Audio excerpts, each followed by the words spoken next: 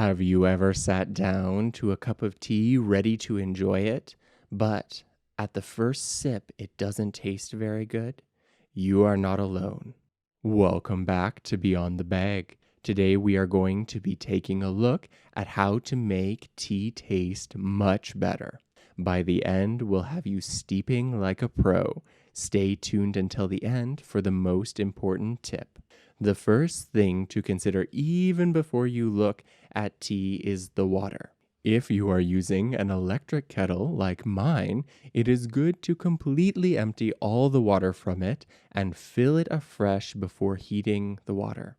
Due to the steam and evaporation during the heating process, over time, trace amounts of other compounds can concentrate in the water.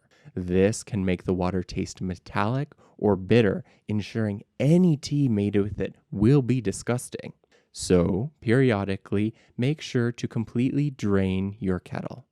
The next most important element of making a good tasting cup of tea is the amount of tea. If you have too little, the tea will be watery, lacking in flavor. Too much, and you might end up with unpleasant flavors or excessive bitterness. An easy starting point is a teaspoon per cup. However, this will take some trial and error to get right, depending on both the size of your dishes and the type of tea.